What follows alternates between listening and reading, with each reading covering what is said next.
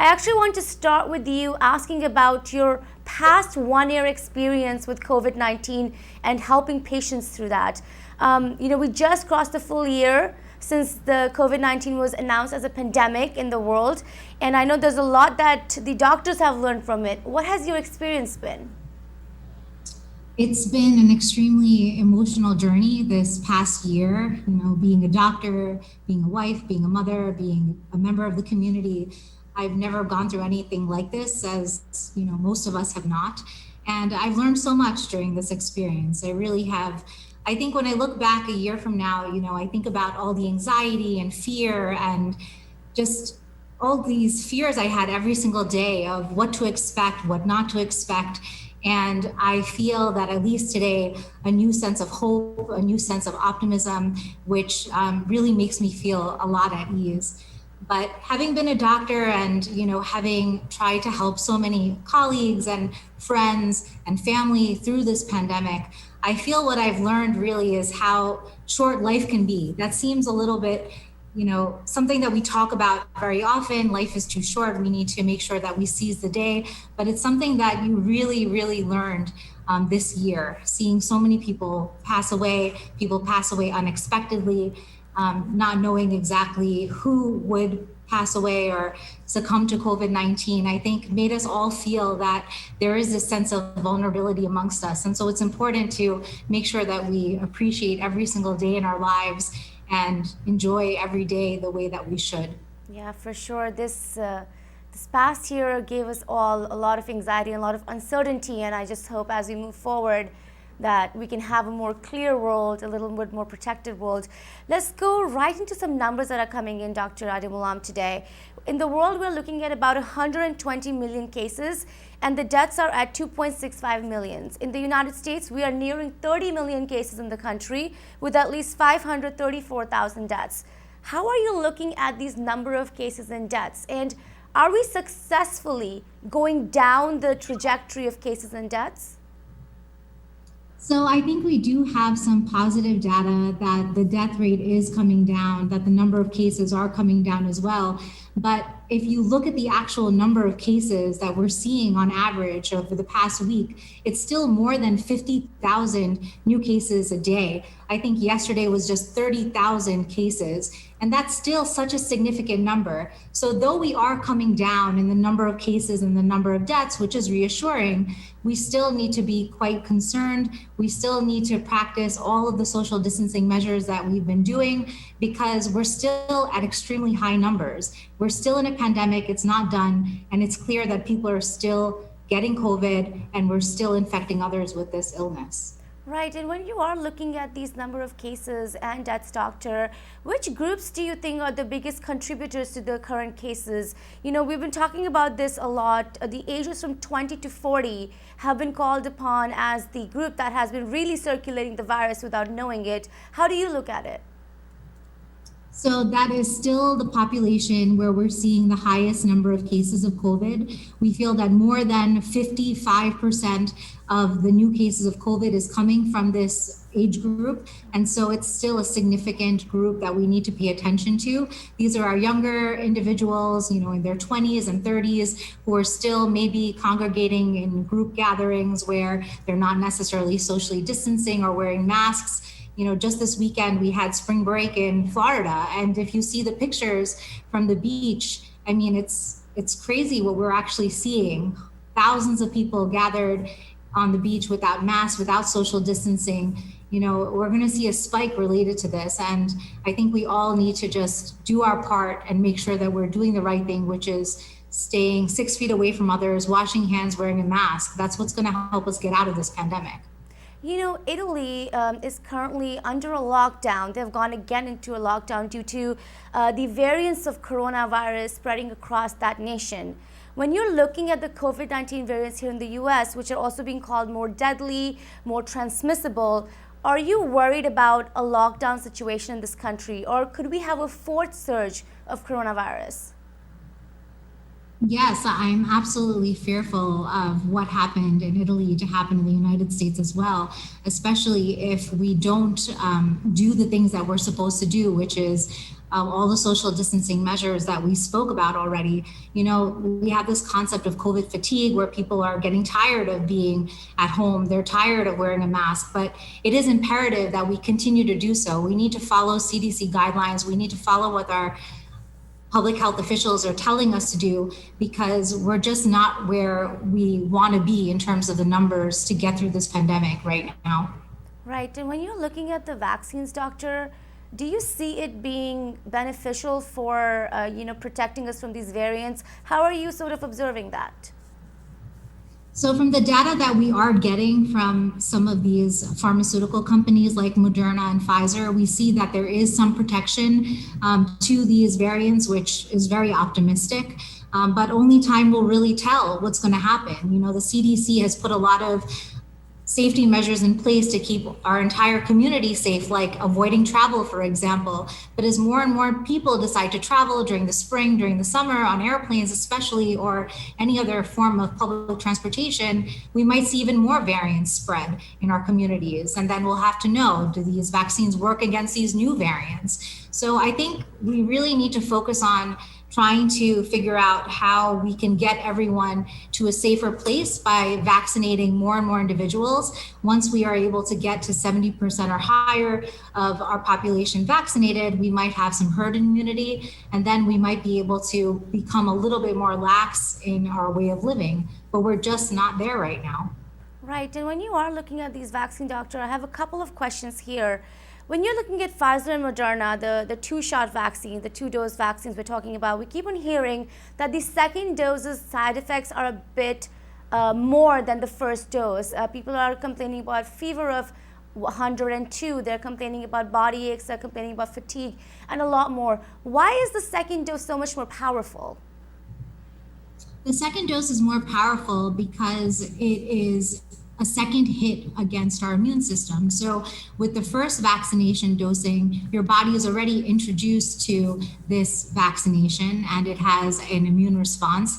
And then when you get a booster shot, which is your second dose of the vaccine, your body already has some underlying immunity, and then it's building even more. So it's basically more of a robust response of your immune system, leading to a release of what's called cytokines, which basically cause all of these symptoms that we experience, like fever and headaches and muscle pains. So it's our body saying that our immune cells are working to protect us, and it's a good sign, though it can be uncomfortable for some. Right, and how long do these side effects usually last, doctor?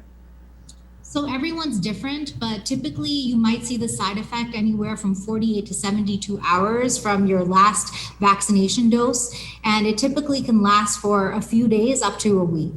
Great. You know, when we're looking at now more on vaccine, Dr. Johnson & Johnson's single-dose vaccine has finally been distributed and is being administered across the nation. It is a single dose, but has less efficacy in comparison to Moderna and Pfizer. How are you kind of looking at it? People are a little uncertain about if they should take that vaccine or wait for Pfizer or Moderna. What's your advice? So as we know, the Johnson & Johnson vaccine has 72% plus efficacy for COVID in the United States. So that's a really great number. That means that more than 50% efficacy against COVID. But I think it's also important to look at other information and data that we have from the Johnson & Johnson vaccine too. So we know that there's 85% protection against severe COVID infection. And the number that I really like, Aditi, is the fact that there were 0 hospitalizations for COVID and there were 0 deaths from COVID from those who received the Johnson & Johnson vaccine. So this vaccine has helped save lives. It's helped protect people from being hospitalized. It's helped protect people from severe COVID as well as mild to moderate COVID. So it's absolutely something I would recommend for patients to seek. If someone is offered an option, you can consider which one you'd like, but most of the time you're not really given an option, so you should just go with what's available. It's also a one-time dose, which can be very convenient for many people's day-to-day lives. That's so true. That means you only have side effects once and not twice with the other vaccines. You know, another vaccine that's been up for kind of debate, doctor, over this weekend, and this week it's going to go into debate, is AstraZeneca. It has been approved by the World Health Organization, but not yet in the US. However, several countries right now have suspended the use of AstraZeneca due to an issue that they're seeing with blood clots. What are you looking at in that sense, and what exactly are they saying about these blood clots that is really affecting the body after the AstraZeneca vaccine has been given? So I think what's important to note is how many AstraZeneca vaccinations have actually been administered. So the thought is there's more than 17 million AstraZeneca vaccinations that have been administered in this world. And out of that 17 million, we only have a handful of cases that have been described related to these blood clots. I believe there's about 15 cases of deep vein thrombosis and 22 cases of pulmonary embolus. And so, yes, those are concerning side effects, but they're also extremely, extremely rare. In 17 million people, only having 22 side effects of a pulmonary embolus is actually less than what we see in our normal population. So this is a very, very rare side effect. If you're concerned about your risk for having a blood clot related to the AstraZeneca vaccine, important that you talk to your doctor about that.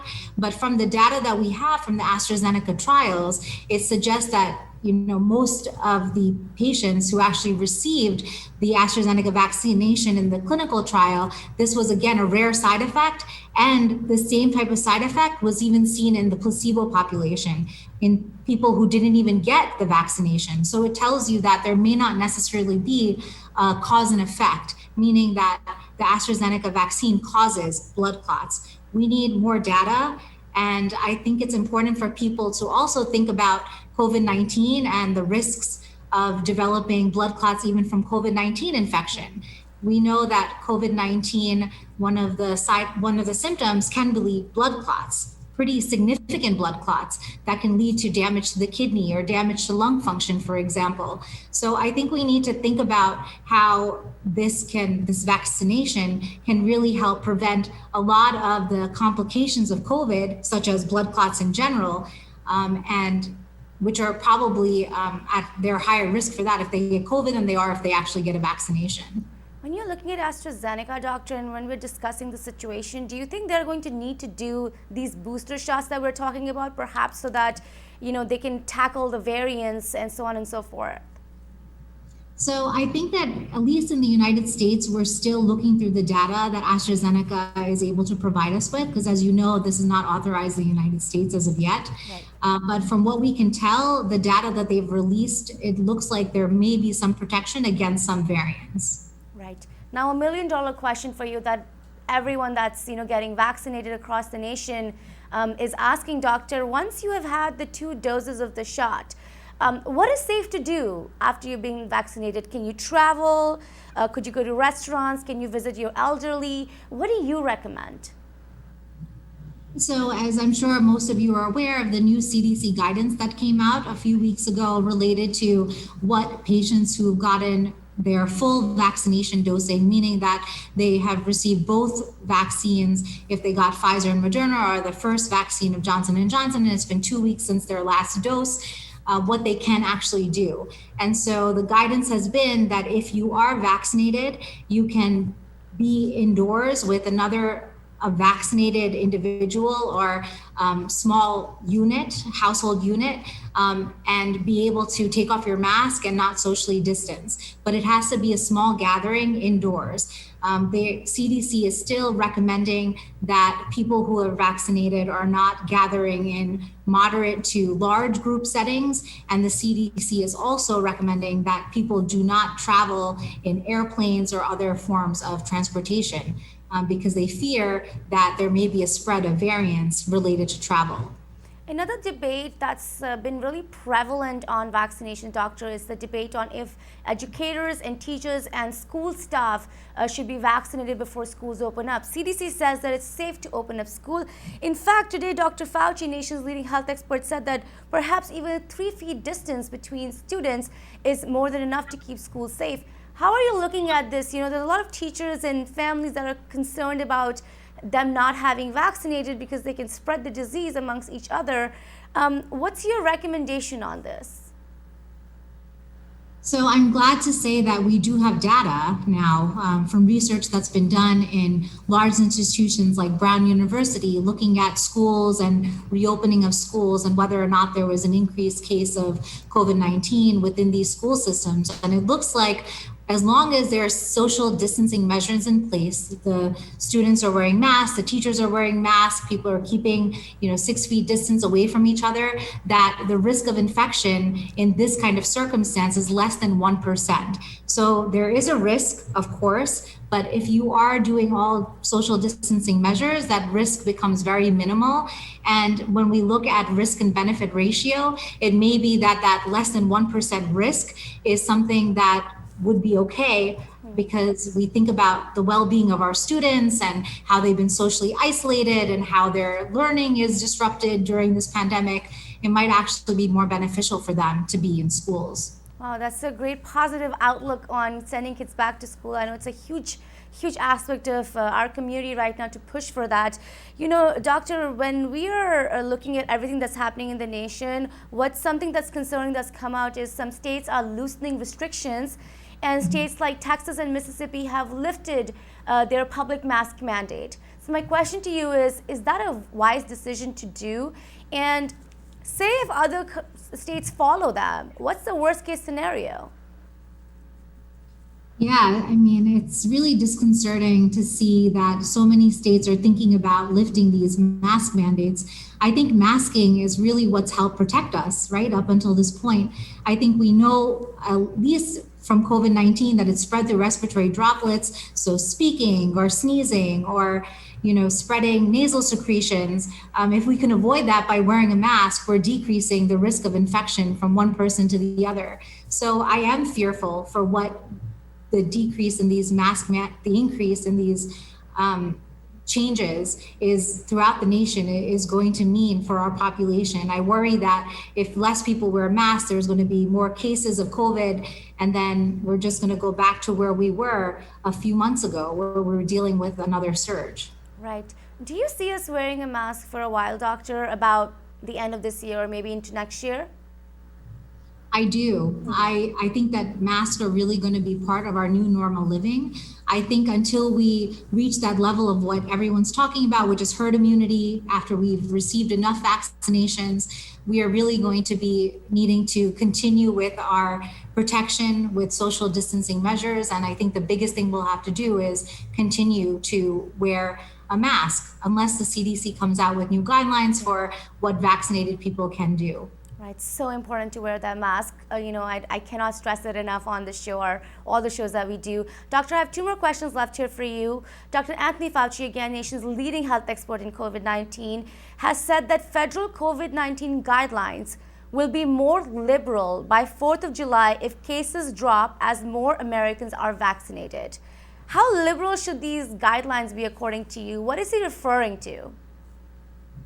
So I think it goes back to what you were asking about, Aditi, which is related to mask wearing and going back to some sense of normalcy, life without a mask, life without social distancing.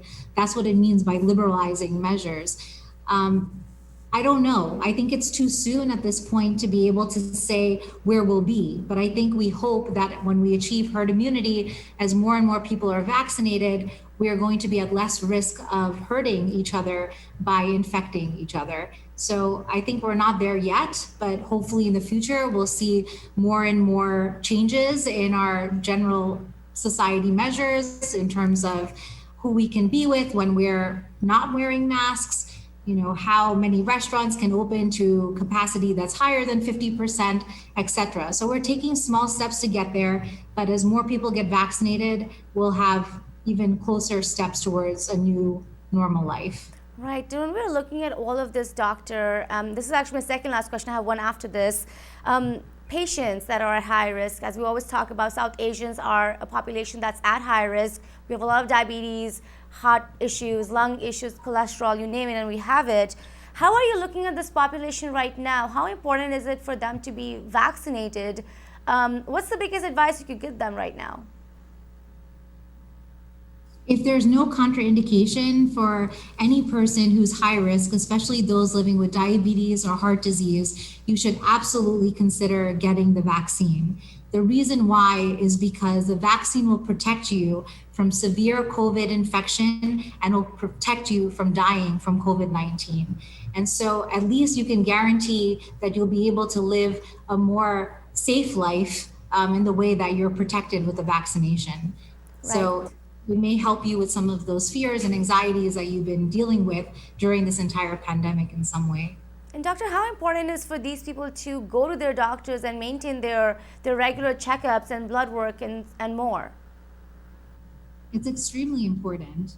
Just because we're in a pandemic doesn't necessarily mean that we stop taking care of ourselves. In fact, I would say that during the pandemic, it's the more reason to take care of yourself because we know that there's so many risk factors for developing severe COVID-19 in relation to our health. We know that out of the number of people that have died from COVID-19, more than 30% of those deaths were actually in people who had something like type 2 diabetes, for example. So we know that it's really important to take all measures to help treat your underlying risk factors like diabetes or heart disease by seeing your doctor, by getting the medications that you need, and by taking all the right steps to help prevent worsening of your underlying medical condition, not just to prevent severe COVID-19 infection, but also to make sure that you're preventing all the complications related to your underlying illness, like type 2 diabetes. Right, such an important advice. I hope all those people get the vaccine. Finally, my last question to you is, doctor, I'd like to know a prediction from you for the next 2 months.